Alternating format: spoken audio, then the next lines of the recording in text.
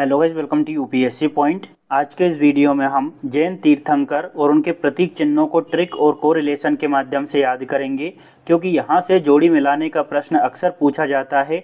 जैन तीर्थंकरों के नाम दे दिए जाते हैं, सामने प्रतीक चिन्ह दे दिया जाता है और कहा जाता है कि इनको मिलाओ। तो इस तरह के क्वेश्चन हमें अक्सर परीक्षा में देखने को मिलते हैं।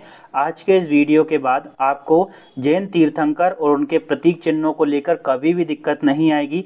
सब कुछ एक ही बार में हमेशा के लिए याद हो जाएगा। बस आप वीडियो के लास्ट तक बने रहिएगा। तो चलिए शुरुआत करते हैं। जैन तीर्थंकरों में सबसे पहले तीर्थंकर थे ऋषभदेव और इनका प्रतीक चिन्ह था दोस्तों वृषभ, जिसको हम बेल या सांड भी कहते हैं। इसकी इमेज भी मैंने साथ में लगा दी है। अब याद कैसे करेंगे, तो देखिए दोस्तों, यहाँ पर क्या लिखा है ऋषभ और ये क्या लिखा है वृषभ। ऋषभ वृषभ, ऋषभ वृषभ, उल्टा हो रहा है ना दोस्तों। तो याद करने की इसको तो जरूरत है ही नहीं।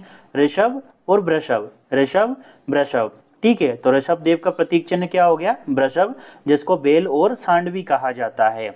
इसके बाद है अजीतनाथ, इनके प्रतीक चिन्ह थे दोस्तों हाथी। कैसे याद करेंगे, तो देखिए यहाँ पर क्या लिखा है अजीत, अजीत लिखा है यानी जिसको जीता ना जा सके, है ना। अजीत यानी जिसको जीता ना जा सके। और किसको हम जीत नहीं सकते भैया, हाथी को नहीं जीत सकते, वो बहुत विशाल होता है, ताकतवर होता है ना। तो अजीत यानी जिसको जीता ना जा सके। और किसको नहीं जीत सकते हम लोग, हाथी को। तो अजीतनाथ का प्रतीक चिन्ह क्या हो गया, हाथी। इसके बाद है संभवनाथ, इनका प्रतीक चिन्ह है दोस्तों अश्व या घोड़ा। इसको अभी के लिए स्किप कर दीजिए, ये भी मैं याद करवा दूंगा, लेकिन पहले आसान वाले कर लेते हैं। अगला है दोस्तों तीर्थंकर अभिनंदन, इनका प्रतीक चिन्ह था बंदर। कैसे याद करेंगे, तो देखिए यहाँ पर क्या लिखा है अभिनंदन, और हम अभिनंदन किसको करते हैं, बंदरों का करते हैं, क्योंकि हमको ऐसा लगता है कि ये हनुमान जी जैसे दिखाई देते हैं, है ना। तो हम लोग अभिनंदन किसका करते हैं भैया, बंदरों का करते हैं। कई लोग हाथ जोड़ते हैं, केले खिलाते हैं, है ना, होता है ना ऐसा।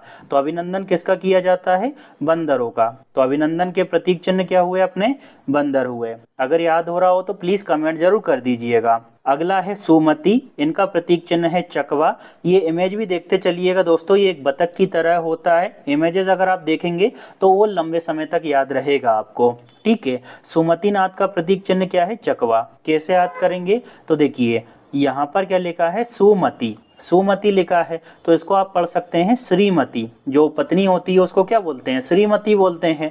और जो श्रीमती होती है ना दोस्तों, कुछ ना कुछ चकवाती ही रहती है कि आप ये टेस्ट कर लो, ये चख लो, है ना, इस तरह से बोलती है ना। मिठाई बनाई है, नमकीन बनाए हैं। तो जो श्रीमती होती है ना दोस्तों, श्रीमती यानी सुमति, श्रीमती यानी हो गया अपना सुमति। और श्रीमती कुछ ना कुछ चकवाती ही रहती है, तो चकवा। तो सुमति का प्रतीक चिन्ह क्या हो गया अपना, चकवा। अगले जैन तीर्थंकर है पद्म प्रभु और इनका प्रतीक चिन्ह था कमल। कैसे याद करेंगे, तो देखिए यहाँ पर क्या लिखा है पद्म, क्या लिखा है पद्म। और पद्म का मतलब ही होता है दोस्तों कमल। हम लोग पर्यायवाची पढ़ते हैं ना, तो उसमें ये आपको पता ही होगा, पद्म का मतलब क्या होता है, कमल होता है। तो पद्म प्रभु का प्रतीक चिन्ह क्या हो गया, कमल। तो इसको रटने की जरूरत भी नहीं है और ये आपको आसानी से हो जाएगा। सुपार्श्वनाथ की अगर हम बात करें तो इनका प्रतीक चिन्ह था दोस्तों सातिया, जिसको स्वास्तिक भी कहा जाता है। इसका इमेज ये है जो कि आपने देखा ही होगा, घरों में इस तरह की डिजाइन हम लोग बनाते हैं स्वास्तिक की। कैसे याद करेंगे, तो देखिए यहाँ पर क्या लिखा है सोपा। सोपा से आप समझ सकते हैं सोफा, जैसे हम लोग बैठते हैं ना, सोफा अपने घरों में आपने देखा ही होगा। जो सोफा होता है ना दोस्तों, सोफा, तो सोफा पे हम साथी के द्वारा बैठते हैं, अपने साथिया के द्वारा बैठते हैं, है ना, बैठते हैं ना। तो यहाँ क्या लिखा है सोफा, सोफा से क्या हो गया सुपार्श्वनाथ, सोफा से क्या हो गया सुपार्श्वनाथ, है ना। और सोफा पर हम किसके साथ बैठते हैं, साथिया के साथ में, अपने साथी के साथ में, जैसे ये लोग बैठे हैं, है ना। तो सुपार्श्वनाथ का प्रतीक चिन्ह क्या हो गया, सातिया। ये तो आप नहीं भूलोगे ना। चंद्र प्रभु की अगर हम बात करें तो इनका प्रतीक चिन्ह था दोस्तों चंद्रमा। तो इसमें तो आपको दिक्कत आएगी नहीं, क्योंकि यहाँ पर चंद्र लिखा है, यहाँ भी चंद्र लिखा है ना। तो चंदा मामा की बात हो रही है, तो चंद्र प्रभु के प्रतीक चिन्ह क्या हुए अपने, चंद्रमा हुए। पुष्प दंत की अगर हम बात करें तो इनका प्रतीक चिन्ह था दोस्तों मगर। पुष्पदंत का प्रतीक चिन्ह क्या था? मगर था। कैसे याद करेंगे? देखिए दोस्तों, यहाँ पर क्या लिखा है? पुष्प। और हम अगर किसी को पुष्प देते हैं, फूल देते हैं, तो सामने वाला अगर मगर करता है ना। जैसे अगर आपने मान लो किसी को प्रपोज किया तो सामने वाला अगर मगर करेगा, है ना। तो पुष्प देते हैं तो अगर मगर करता है सामने वाला, लड़कियां नाटक करती है ना। तो पुष्प से क्या हो गया? पुष्पदंत। पुष्प से क्या हो गया दोस्तों? पुष्पदंत। और पुष्प देते हैं तो सामने वाला अगर मगर करता है, तो इनका प्रतीक चिन्ह है मगर। यहाँ पर मैंने इमेजेस भी डाल दी है, जब मैं आपको पीडीएफ दूंगा ना तो सब कुछ आपको उपलब्ध हो जाएगा। एक बार आप वीडियो को अच्छे से देख लो। शीतल नाथ की अगर हम बात करें तो इनका प्रतीक चिन्ह था दोस्तों कल्प वृक्ष। क्या था? कल्प वृक्ष। कैसे याद करेंगे? तो देखिए इसमें तो बहुत ही आसान है। यहाँ क्या लिखा है? शीतल। क्या लिखा है? शीतल। और शीतलता कौन प्रदान करता है दोस्तों? वृक्ष प्रदान करता है। तो वृक्ष से क्या हो गया? कल्प वृक्ष। देखिए यहाँ पर क्या लिखा है? शीतल। और शीतलता कौन प्रदान करता है भैया? वृक्ष करता है। तो वृक्ष से क्या हो गया? कल्प वृक्ष। तो शीतलनाथ का अपना प्रतीक चिन्ह क्या हो गया? कल्प वृक्ष। ये याद हो गया ना दोस्तों। श्रेयनाथ की अगर हम बात करें तो इनका प्रतीक चिन्ह था गेंडा। अब इसको कैसे याद करेंगे? तो देखिए दोस्तों, ये इमेज आप अच्छे से देखिए, इस इमेज से आपको याद होगा। आप ऐसा इमेजिन कर सकते हैं, थोड़ा मैं जूम कर देता हूं, कि भैया एक श्रेया नाम की लड़की है, वो गेंडे पर बैठी है। एक श्रेया नाम की लड़की है, तो श्रेया से क्या हो गया? श्रेयानाथ। श्रेया से क्या हो गया? श्रेयानाथ। और श्रेया काय पे बैठी है? गेंडे पर बैठी है, तो इनका प्रतीक चिन्ह है गेंडा। ठीक है, आपको दिखाई दे रहा होगा ये श्रेया नाम की एक लड़की है, श्रेया नाम की। तो श्रेया से क्या हो गया? श्रेयानाथ। श्रेया से क्या हो गया? श्रेयानाथ। और श्रेया नाम की लड़की काय पे बैठी है दोस्तों? गेंडा पर। तो श्रेयानाथ का प्रतीक चिन्ह क्या हो गया?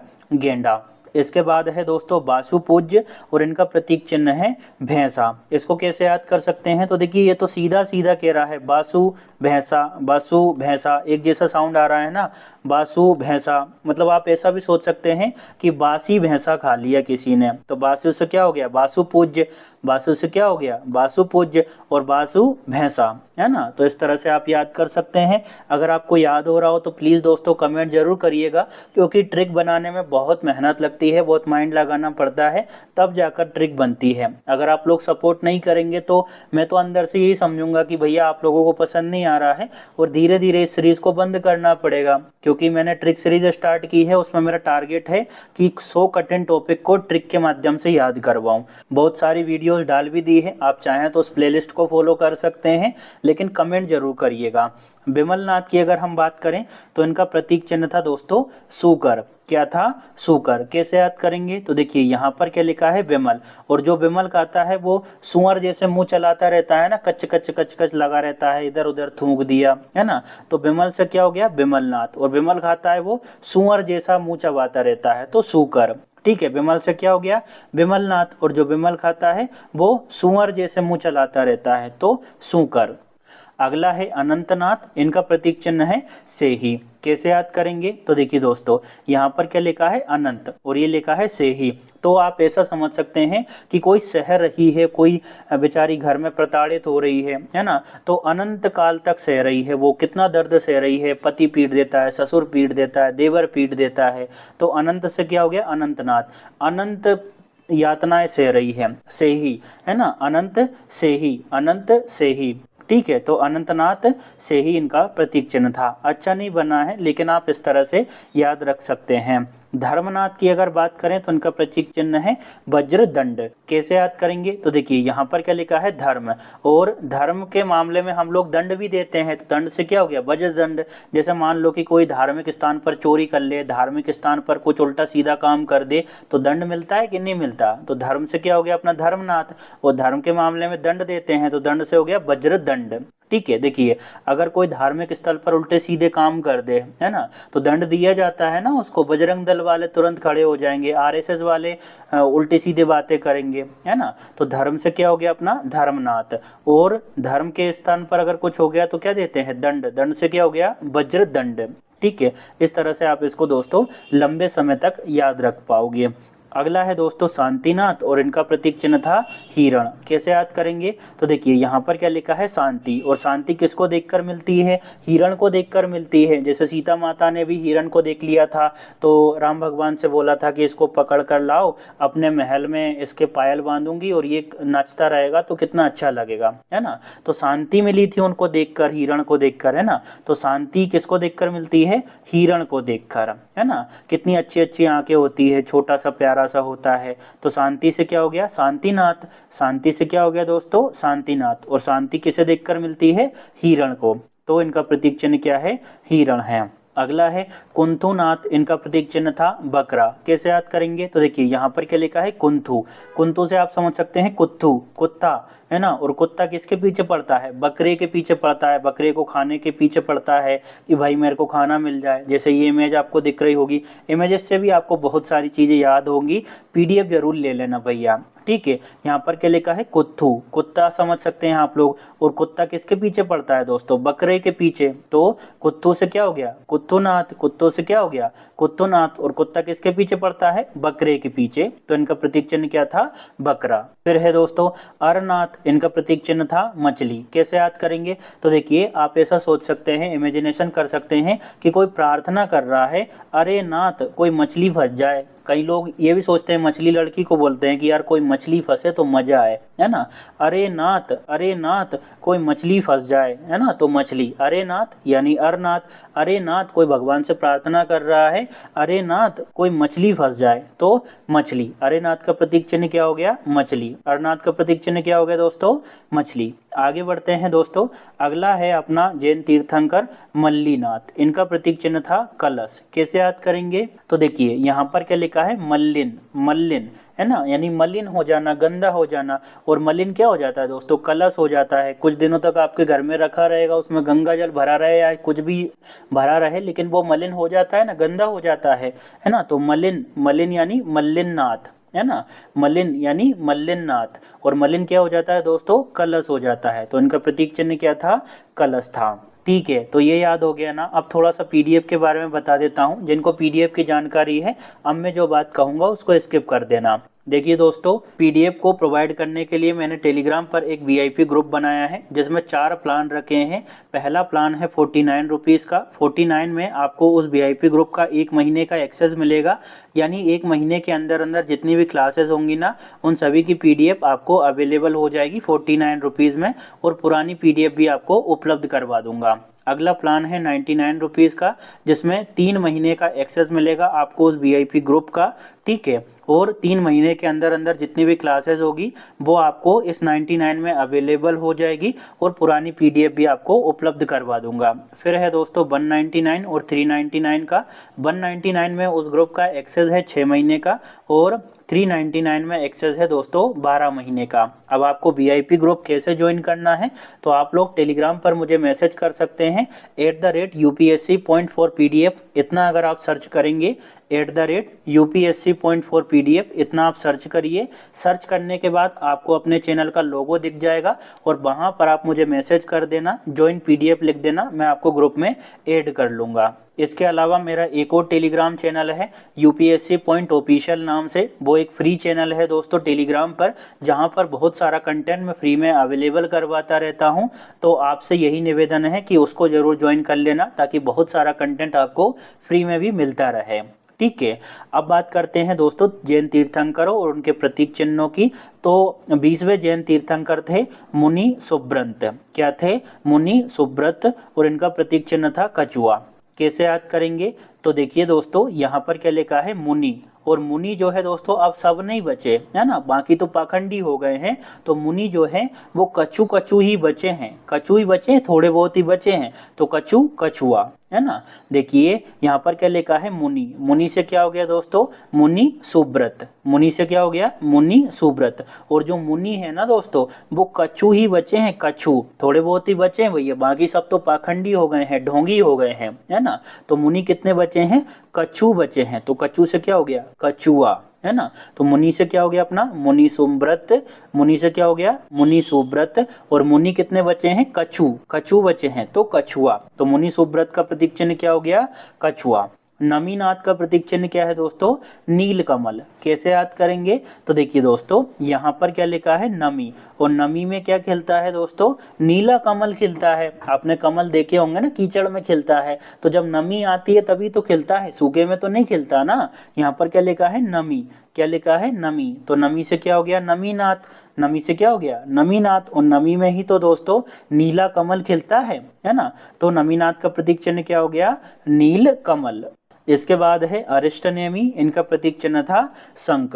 कैसे याद करेंगे? तो देखिए यहाँ पर क्या लिखा है? अरिष्ट। अरिष्ट से आप समझ सकते हैं अनिष्ट, और अनिष्ट हो जाता है तो हम लोग शंख बजाते हैं ना।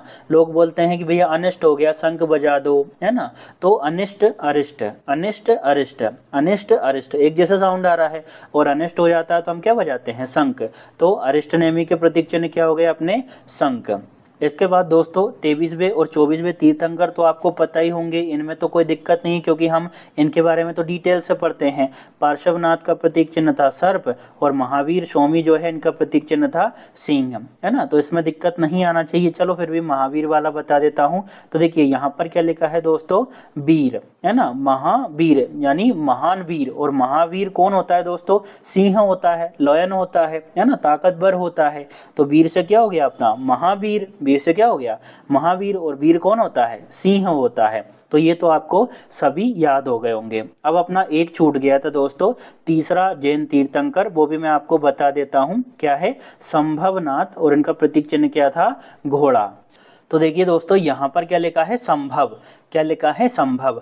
और अधिकांश चीजें संभव कैसे हो पाती है? घोड़े की वजह से ही हो पाती है। जैसे मान लो हॉर्स राइडिंग हो रही है, जैसे मान लो कोई शादी हो रही है, तो घोड़ा घोड़ी लेकर आते हैं ना। तो अधिकांश चीजें संभव कैसे हो पाती है? घोड़े की वजह से, यानी घोड़ा। तो संभव कैसे होता है भैया चीजें? घोड़े की वजह से, यानी घोड़ा। तो संभवनाथ का प्रतीक चिन्ह क्या हो गया? घोड़ा। बहुत अच्छा नहीं बना है, लेकिन थोड़ा सा दोस्तों एक दो बार वीडियो को देखिएगा, आपको सारी चीजें हमेशा के लिए और लंबे समय तक याद रहेगी, इसकी मैं गारंटी लेता हूं। आप कभी नहीं भूलोगे, और आप पूरे यूट्यूब पर देख लो, आपको इतनी आसान ट्रिक नहीं मिलेगी। ये मेरा घमंड नहीं है, मेरा एक प्रयास है जो कि मैंने आप लोगों के लिए किया है। इसके अलावा बहुत सारी चीज़ों को मैंने ट्रिक से याद करवा दिया है। आप चाहें तो उन वीडियोस को भी देख सकते हैं, और अगर आपका कोई सजेशन हो तो वो भी कमेंट सेक्शन में डाल सकते हैं। मिलते हैं दोस्तों अगली वीडियो में। VIP ग्रुप ज्वाइन कर लेना। अगर आपको PDF चाहिए, पुरानी वाली भी और नई वाली भी, तो सब कुछ आपको अवेलेबल हो जाएगी। और मेरा जो पब्लिकली टेलीग्राम चैनल है UPSC पॉइंट ऑफिशियल वाला, उसको जरूर ज्वाइन कर लेना, क्योंकि बहुत सारा कंटेंट फ्री में अवेलेबल होता रहता है। मिलते हैं अगली वीडियो में दोस्तों। तब तक के लिए बहुत अच्छे से पढ़िएगा, क्योंकि हम लोगों को सफल होना है। Thank you.